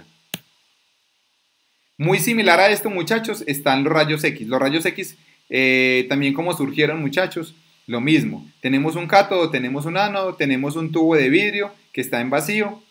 Entonces lo que nosotros hacemos es que cogemos de este cátodo, estos electrones salen, se aceleran y se aceleran tanto, que cuando vienen acá al ánodo se frenan y se producen los rayos X. Es decir, que los rayos X, ¿cómo se pueden producir? Frenando electrones. Si se frenan electrones, se producen los rayos X. Los rayos X se llaman radiación electromagnética y son los rayos que se utilizan en las radiografías. Pero miren lo fácil que se crean, simplemente frenando electrones. ¿Cómo? Dentro de un tubo de vidrio. Es decir, esto también es una corriente de convección. Esto también lo utilizamos nosotros para el microscopio electrónico de barrido. Ustedes se han dado cuenta, muchachos, que hay unas bacterias, por ejemplo, como estas, muchachos, bacterias, o hay unos virus, por ejemplo, como el virus que está, como el virus coronavirus. Esos virus no se pueden ver en un microscopio óptico. ¿Por qué no se pueden ver en un microscopio óptico? A ver, me pueden poner en los comentarios, muchachos. ¿Por qué usted no puede ver un virus en un microscopio óptico? ¿Por qué? A ver, muchachos, ¿qué me dicen ustedes? ¿Por qué no pueden ver un virus en un microscopio óptico? Porque si nosotros tenemos aquí el virus, este virus, haga de cuenta que es un coronavirus, si nosotros tenemos este virus, este coronavirus más o menos, lo que mide más o menos entre 100 a 300 nanómetros. ¿Qué me quiere decir, muchachos, esto? Que, para que ustedes tengan una idea, una bacteria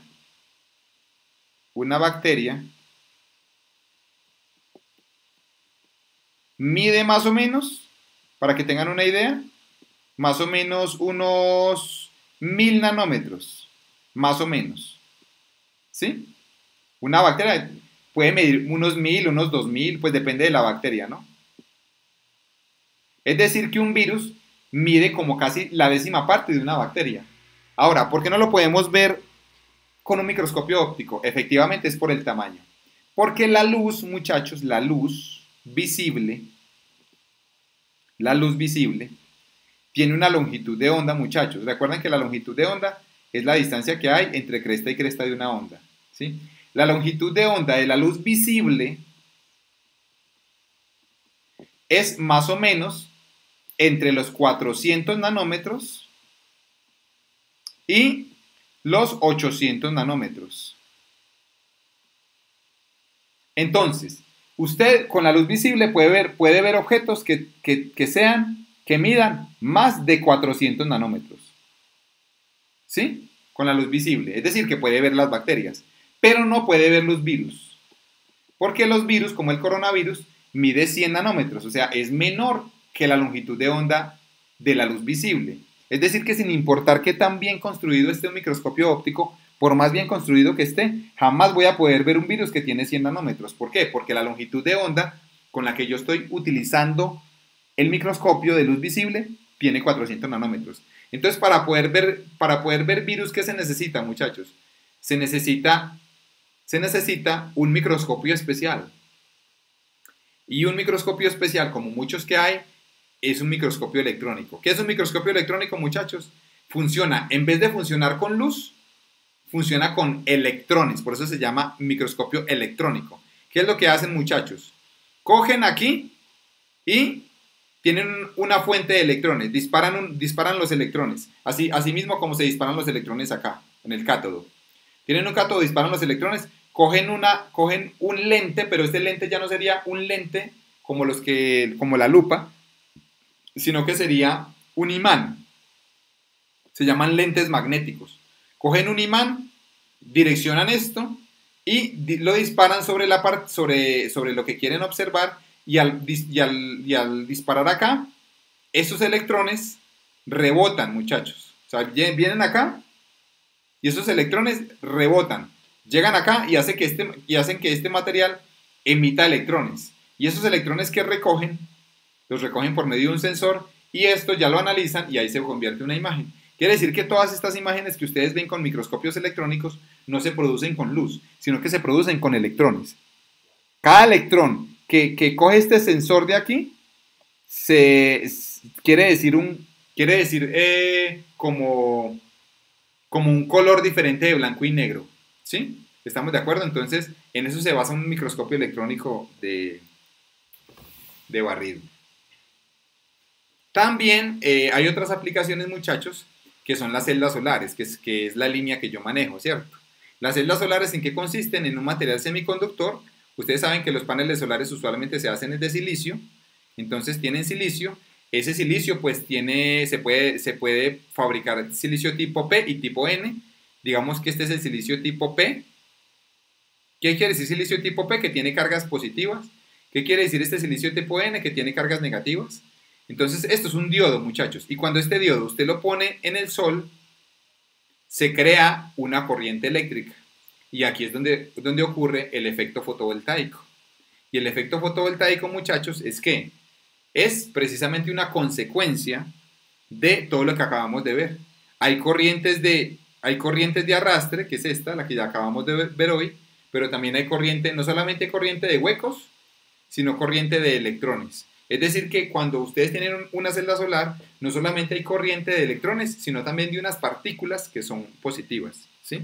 Y aquí ustedes pueden ver, esto es algo muy por encima, pero pues digamos que es una aplicación de lo que nosotros estamos viendo, ¿sí? Y este fue el material que yo utilicé en mi tesis de doctorado para mirar, para producir posibles celdas solares con este material. Estas medidas, pues yo varias de estas las hice en México, pero pues es bien interesante cómo uno puede utilizar un material nuevo con nanotecnología. Yo utilicé un material que se llamaba nitruro de indio de aluminio, que es un material que con el que posiblemente se hagan celdas solares en el futuro, y esto es una aplicación bien interesante de este tema, muchachos. Uno en esto estudia cómo es la conductividad del material y la resistividad del material, ¿sí? Entre mejor conductividad tenga, pues mejor. Y también estudia la movilidad. Entre más movilidad tenga, pues mejor materiales para celdas solares.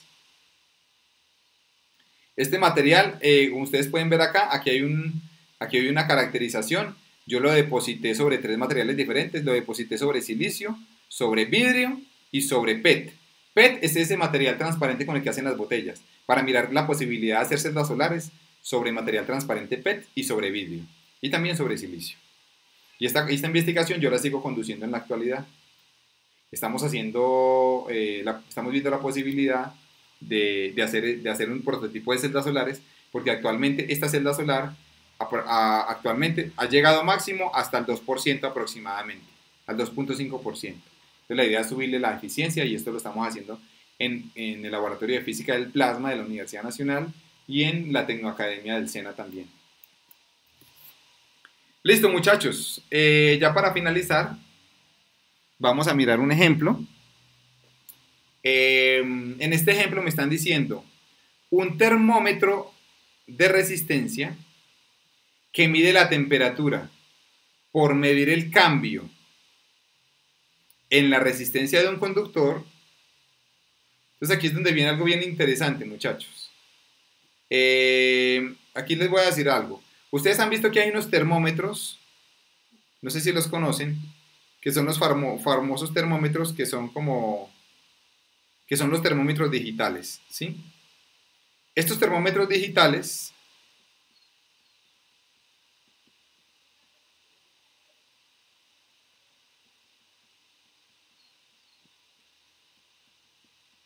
¿cómo miden la temperatura, muchachos? Ellos miden la temperatura midiendo el cambio que hay en la resistencia de un conductor. Es decir, ellos lo que hacen es que miran. Ustedes recuerdan que la resistencia cambia con la temperatura. Entonces, si yo someto este termómetro a una temperatura diferente, pues él va a cambiar la resistencia eléctrica. Y esa resistencia eléctrica, muchachos, al cambiar, me va a cambiar un voltaje. ¿Por qué? Porque según la ley de Ohm que vimos, voltaje es igual a corriente por resistencia. ¿Qué pasa si cambia la resistencia? Pues cambia el voltaje. Y este voltaje, muchachos, yo lo puedo convertir en una lectura, lo puedo convertir en grados centígrados, ¿sí? Y esos grados centígrados son los que nosotros vemos en el termómetro. Por ejemplo, 37 grados centígrados. Estos 37 grados centígrados, ¿de dónde viene? De convertir un voltaje en grados centígrados, ¿sí? Por este fenómeno. Entonces, miren que me dicen que este se hace con platino, que tiene una resistencia de 50 ohmios a 20 grados centígrados. Quiere decir que la resistencia R sub 0 es 50 ohmios. A una temperatura, muchachos, a una temperatura T sub 0 de 20 grados centígrados.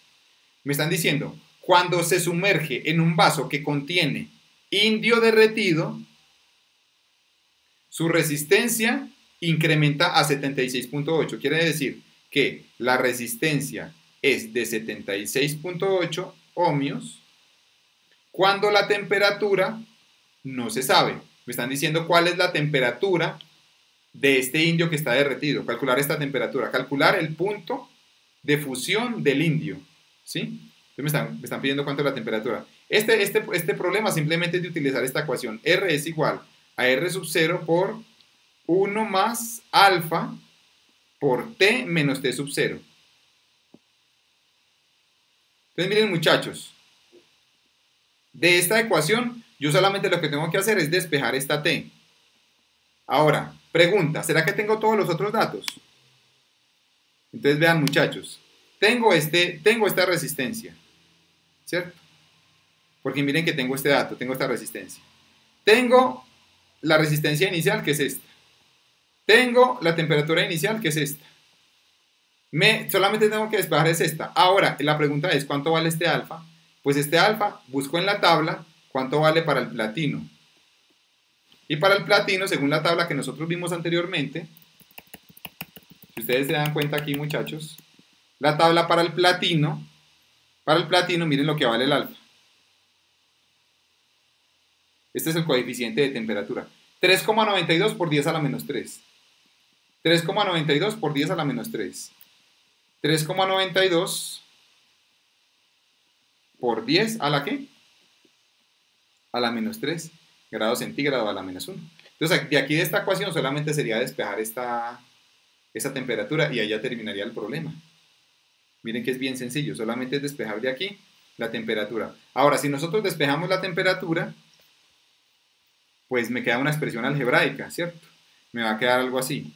R sobre RO menos 1, ¿cierto? Porque este 1 pasa a restar. Lo voy a dividir todo entre alfa más T inicial. Y esto me daría igual a la temperatura. Y esto ya, al despejar, al reemplazar aquí todo, ya me daría la temperatura. Ahí finalizaría el ejercicio. Solamente sería reemplazar los datos. Y ahí me daría, ¿sí? Básicamente, ese sería el ejercicio. Y el otro ejemplo que les tenía, muchachos, es este. Dice, ejemplo, calcular la resistencia del silicio entre los dos conductores. Esto, muchachos, se llama un cable coaxial. ¿Sí? Entonces, este cable coaxial, ¿en qué consiste? En un conductor interno, esto es un conductor, y afuera tengo otro conductor externo, que sería este que ustedes ven acá. Esto es un metal y esto es otro metal, y entre estos dos metales voy a poner un material que se llama el silicio. Entonces me están preguntando, ¿cuál es la resistencia eléctrica del silicio entre los dos conductores? Me están preguntando cuál es la resistencia eléctrica del silicio entre los dos conductores, ¿sí? Entonces, para esto, muchachos, uno dice, bueno, profesor, ¿será que puedo aplicar esta ecuación? Resistividad por longitud sobre área. Entonces uno diría, ¿será que sí se puede aplicar o no?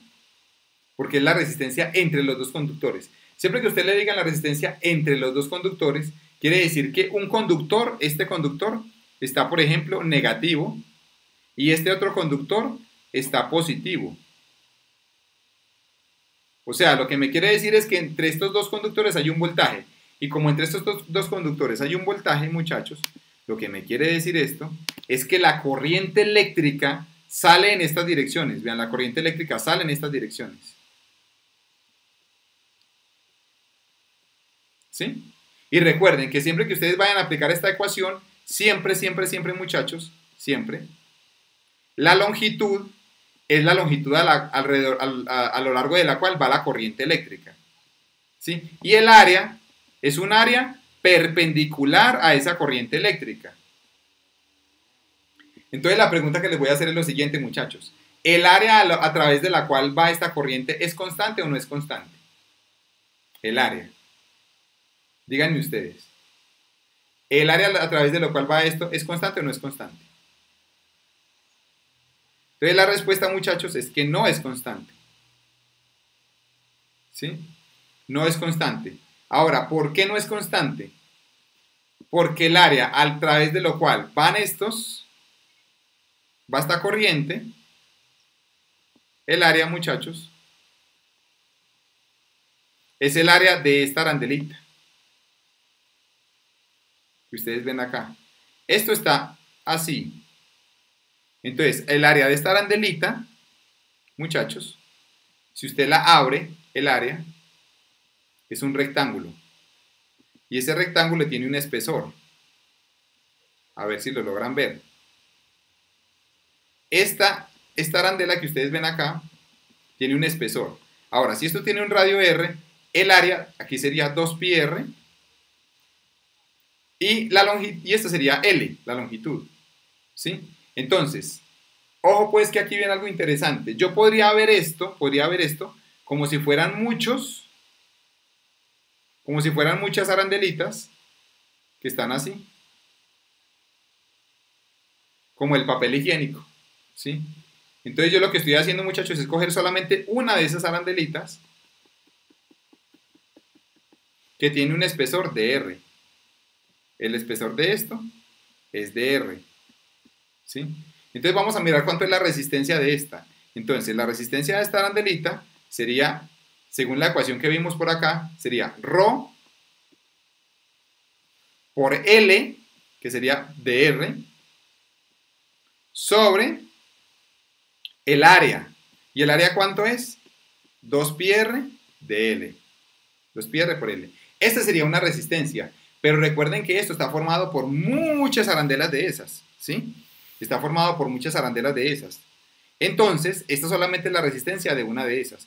Por lo tanto, muchachos, yo lo que tengo que hacer acá es calcular la integral para poder calcular la resistencia total. Sería integral de ρ sobre 2πrl de R. Y la integral, como la variable es el radio, díganme ustedes, muchachos, el radio desde dónde hasta dónde iría. Esta parte del silicio va desde qué radio hasta qué radio. Desde A hasta B.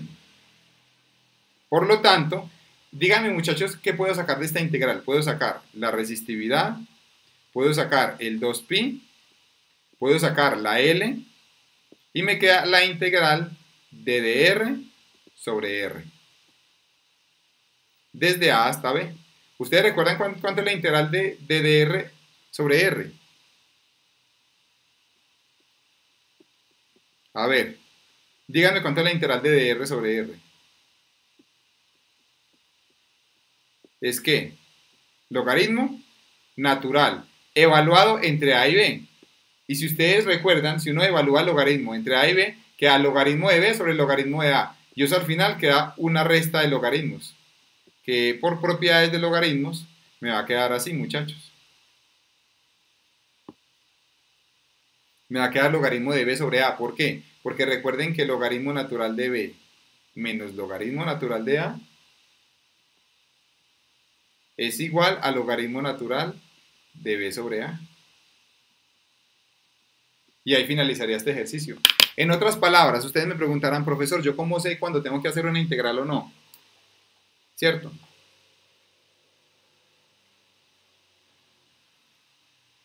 La clave, muchachos, es que el área a través de la cual circule la corriente, si esta área es constante, usted puede utilizar esta ecuación. Si esta área no es constante, no se puede utilizar esta ecuación. ¿Yo cómo me di cuenta de que el área aquí no es constante? Pues, muchachos, cuando la corriente está atravesando esta área que ustedes ven acá, es diferente a el área que ustedes ven acá, al borde. Si ven que al principio el área